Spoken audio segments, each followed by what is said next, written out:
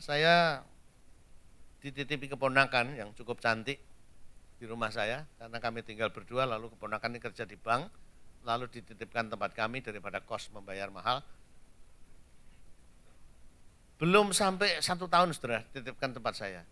Saya ngitung pemuda yang mendekati dia ngajak pacaran itu lebih dari 20 ekor. Wah, saudara, ya dari yang kaya, yang gemuk, yang kurus, yang terpelajar, yang ini itu om-om, lalu yang muda-muda juga gitu saudara ya, macam-macam gitu saudara.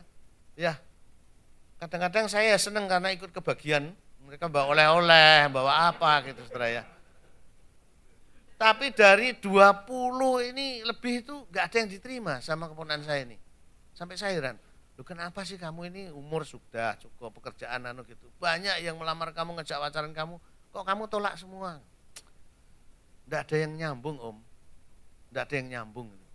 Jadi rupa-rupanya ini merupakan satu kualifikasi. Wanita senang mendapat calon suami yang nyambung, kalau bicara diskusi itu saya nyambung gitu. Ya, saudara jengkel enggak? Kalau misalnya istri bicara soal durian, saudara, lalu saudara jawabnya ngomong soal KKR yang bagus. Nanti malam ada KKR loh, ya. Ini dari luar negeri pembicaranya datang ya. Pak jangan lupa beli duriannya loh, nanti pulang anu ya, shopping ya, jangan lupa. Itu 2 monolog saudara. Nah ini kadang-kadang itu yang ditemukan, nggak nyambung gitu ya.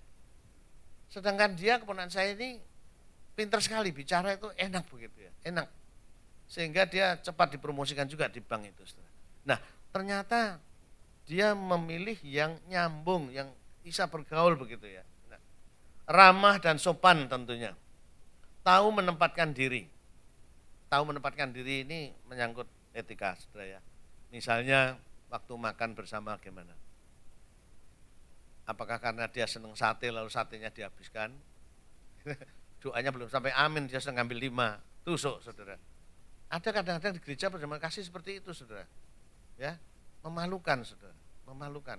Nah, hal seperti ini betapa malunya istri kalau suami tidak bisa menempatkan diri. Ini makan di mana ini? Lalu perjamuan kasih disamakan dengan perjamuan kudus atau sebaliknya. Kemudian cerdik dan tulus, ya, jujur, cerdik dan tulus. Nah, meskipun saya tahu dalam dunia bisnis tidak mudah, ya, seperti burung merpati dan ular ya kan. Dan kalau cerdik, ya tulus seperti burung merpati, bukan tetapi, tapi dan. Kalau sudah perhatikan itu ayatnya berkata cerdik dan tulus, bukan cerdik tetapi tulus ya. Ini kalau kita mau menafsirkan Alkitab harus hati-hati itu.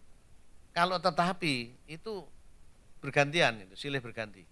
Tapi kalau dan itu bergandengan begitu. Itu lebih sulit saudara.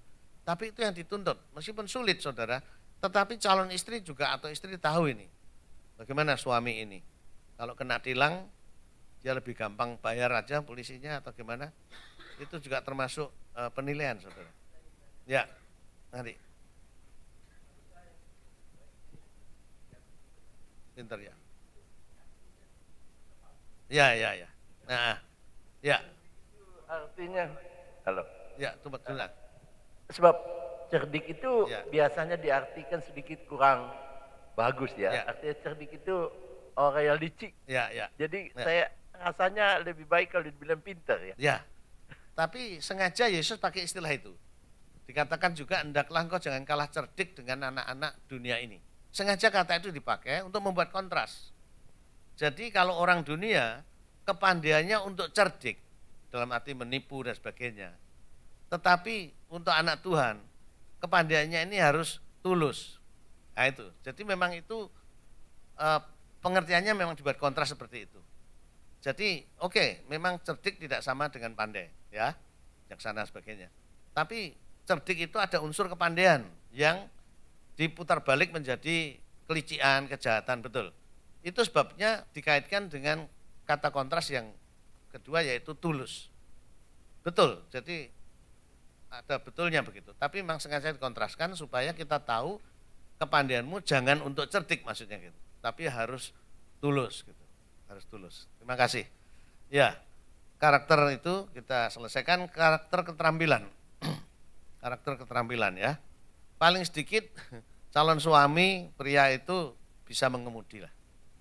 Cobalah di sini nih kalau tidak bisa mengemudi itu kok susah ya. Susah itu. Saya aja di sini berapa hari tidak bisa mengemudi ini aja selesainya terbatas gitu. Mesti minta jemput Benny, diantar Jeffrey, tadi malam diantar Pak Somi, kok ngerepotkan orang lain begitu ya.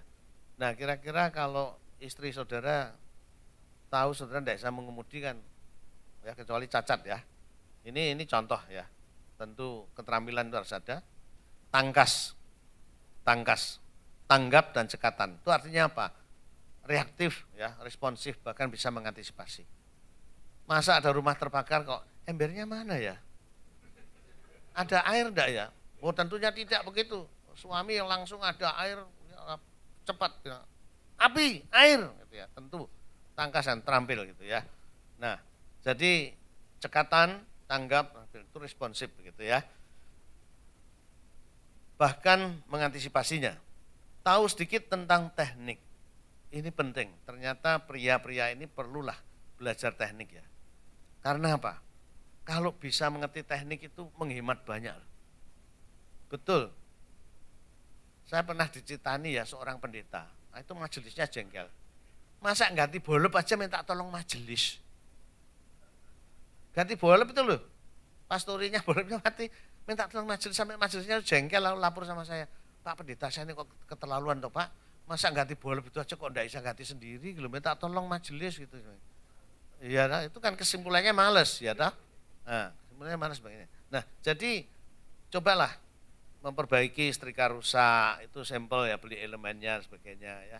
Apa-apa yang bisa coba diperbaiki ya secara teknis dan sebagainya. Ini sangat menolong. Saya sendiri di rumah berusaha ya sebagai contoh aja. Microwave rusak, saya bawa ke bengkel gitu 600.000. Tapi lain kali rusak, saya lihat oh ini hanya sekringnya, saya beli cuma 2.000 rupiah. Betapa jauh bedanya kalau kita bisa tahu sendiri ya. Nah, jadi perlu tahu hal-hal yang teknis, entah itu rumah, entah itu kendaraan, ya. Memang di sini saudara bisa mengandalkan apa ya bengkel ya. Saya pernah tanya sama Jeffrey, Jeff kamu kok tapi tidak pernah lihat ya, kamu itu buka kap mobil, periksa air aki, periksa apa ini oli rem dan sebagainya. Kalau di Indonesia kan kita periksa sendiri, betul enggak semuanya? Jeffrey jawabnya apa? Oh enggak perlu Bi, loh kok enggak perlu? Lah buat apa bayar montir mahal-mahal dan ada asuransi, ada gini gitu. Di sini memang semuanya serba. Tapi walaupun demikian, siapa tahu orang itu bisa human error ya. Ada skrup yang mungkin lupa pasang, ada yang masanya enggak nempel dan sebagainya ya. Kalau kita tahu sedikit teknis ya, kita mogok di tengah jalan dan saya banyak mengalami hal seperti itu. Bisa pulang, bisa darurat kita sendiri. Nah, jadi ini keterampilan perlu ya. Lalu tahu sedikit tentang kesenian. Karena apa? Tadi ternyata rasa humor dan sebagainya itu juga dibutuhkan sebenarnya untuk rumah tangga. Oh betapa sedihnya rumah tangga tidak ada musik ya Pak Hanel. Betapa sedihnya rumah tangga tidak ada nyanyian, tidak ada musik gitu saudara ya. Oh betapa sedihnya.